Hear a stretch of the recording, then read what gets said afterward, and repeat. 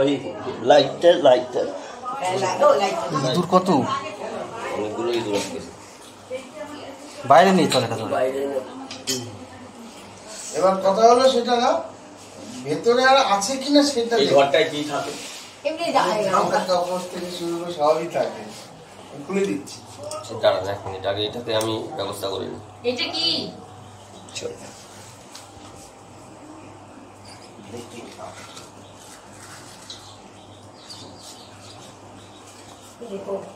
এটা কি সাপটা কিন্তু গচ্ছিতি হ্যাঁ বললাম না এটা গচ্ছিতি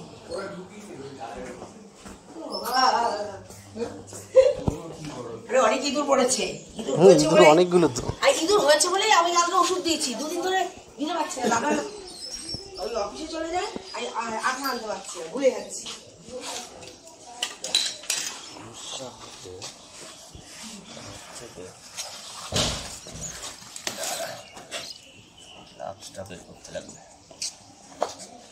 এটা আঠার থেকে উঠবে এই একটা তো নারকেল তেলের ব্যবস্থা করে থাকে হ্যাঁ নারকেল তেলেও পড়ে আছে যে জিনিস লাগিয়ে তো আঠা মানে ইঁদুরগুলো সেফটি গিয়েছে না ইঁদুর থেকে একটা ভালো জিনিস হলো তুলে নি মারা পাওয়া যাবে না চলে যাও আমাদের ওখানে প্রচুর আছে না এই ইঁদুর সহ সাপ পুরো ফুটছেন হিসাব মতো হ্যাঁ ইঁদুর থাকলে সাপ আসবেই প্রেডেটর এন্ড প্রে দুটোই আছে এখানে ঘর কোনো চিঠি সাপ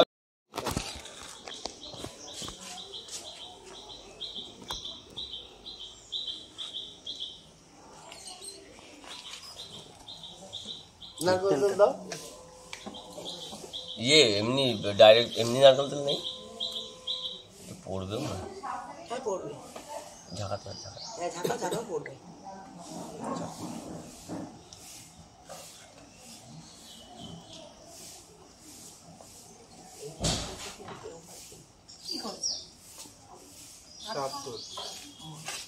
আঙুলের মাথা যেতে আঙুলের মাথা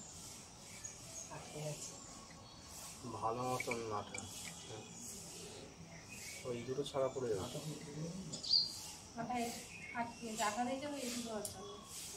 ইঁদুর ধরার জন্য আরে দাদা আমাকে বলছে ঘর পরিষ্কার করতে হবে ঠিক আছে ঘর পরিষ্কার করো আমাকে ইঁদুরগুলো আজ খেলার ব্যবস্থা করতে হবে কালকে আটা দিয়ে কত বড় সবটা ভালো বল পাপা তুলো পাপা কত এই বেটা সর ও তুই সঙ্গে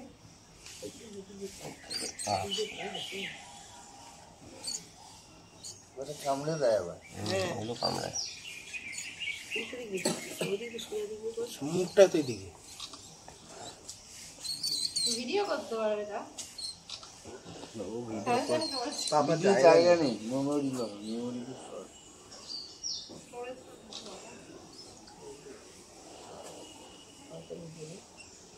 ভালোই বল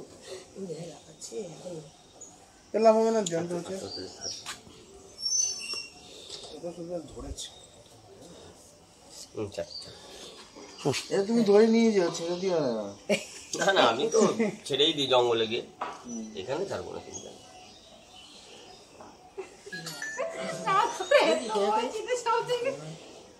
না না আমার ঘরের আমাদের দেখো না কি মেন ব্যাপার কি এই সাপগুলো নিয়ে ভয় নেই এগুলো ঘর চিতে সাপ তো কিন্তু সমস্যা হয় যেটা সেটা হচ্ছে এর পিছনই ঢুকে যায় কালাজ ঠিক আছে কালাজ ছিল অনেকদিন আগে এর পিছন আছে কিনা তুমি সেটা দেখবে সেটা আমি দেখে নিচ্ছি এর পিছনে ঢুকে যায় কালাজ আর আরেকটা জিনিস দেখিয়ে রাখি এটা যখন পেয়েছি তো এটার সাথে কালাজের ডিফারেন্সটা আমি দেখিয়ে রাখি এটাই দেখো এই যে মাথাটা আছে না এরকম মাথার এখান থেকে কিন্তু যে ব্যান্ড আছে এটা মাথার এখানটা উল্টো ভিসে দুই সাইডে ব্যান্ড আছে ঠিক আছে এরপরে আমি হাতটা চেঞ্জ না করলে বুঝতে পারবে না স্লিপ করিস না স্লিপ করবেই এখন তেল দেওয়া না দেখে নিচ্ছি অসুবিধা হবে না এই যে এর সাথে এখান থেকে আস্তে আস্তে সিঙ্গেল ব্যান্ডগুলো আসছে ঠিক আছে এবার দেখো মোটামুটি mid body of the prominent তারপরে যত পিছনে যাবে ব্যান্ডগুলো আস্তে আস্তে মিশে যাচ্ছে আর কালাজের ক্ষেত্রে ঠিক হবে উল্টোটা কালাজের ক্ষেত্রে মাথা থেকে মোটামুটি এতখানি হবে পুরো পরিষ্কার ব্ল্যাকিশ আর একটা যেটা পাওয়া যায় সেটা brownish black deep brownish black সেটা মানে কালচে খয়েরি যেটা বলে আর কি ঠিক আছে তা ওটাও কালোই দেখা যায়। তো ওদের ক্ষেত্রে যেটা হবে, মাথা থেকে ঘাড়ের প্রায় এতখানি অবধি, স্পাইনের মানে ঘাড়ের এতখানি অবধি পুরোটা থাকবে এক কালার, কালো বা ব্ল্যাকিশ ব্রাউন। আর মিড বডির পর থেকে আসবে হচ্ছে আস্তে আস্তে ব্যান্ডগুলো হতে শুরু করবে এবং লেজ অবধি সেটা প্রমিনেন্ট থাকবে। আর চেহারাটা প্রায় সেম, দুটোই পাতলা চেহারার সাপ। আর এইগুলো হচ্ছে কালাজের খুব ফেভারিট ফুড, কালাজ খুব ভালো খায় এগুলো। আর এই কারণে এই সাপগুলো হচ্ছে কালাজের মিমিক্রি হিসাবে এগুলোকে লোকে মেরে ফেলে। আর অনেকে আবার যেটা হয় কি, হয়তো ঘরে কালাজ ঢুকেছে, এই সাপ চেনে বলে ও এটা ঘরচিতে সাপ বলে ক্যাজুয়াল থেকে যায়। ওই জন্য না সাপ আইডেন্টিফাই করাটা এখন খুব মুশকিল। প্লাস যে হারে বায়োডাইভার্সিটি চেঞ্জ হচ্ছে, তো সেই হিসাবে দাঁড়িয়ে এখন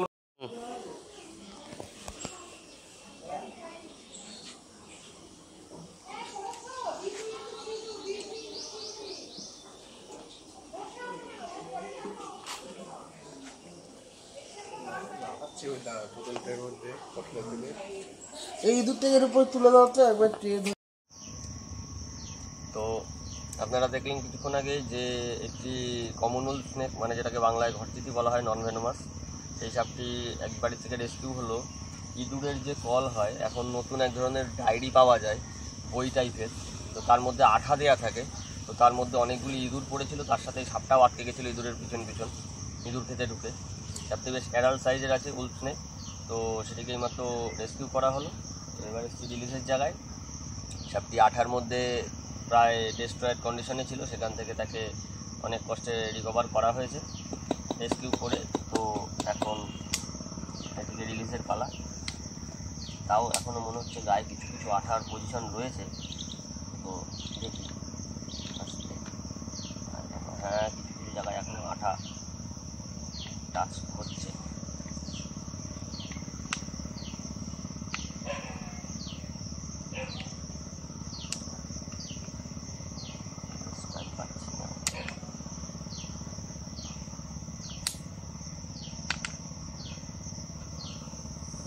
গায়ে আঠা ভাবটা এখনো পুরোপুরি কাটেনি।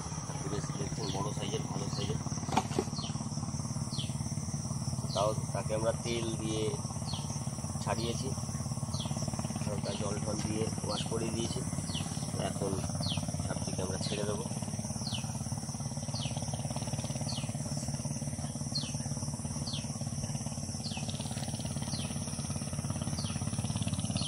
চলে গেলে সাপটি রিল্যাক্স হয়ে যাবে।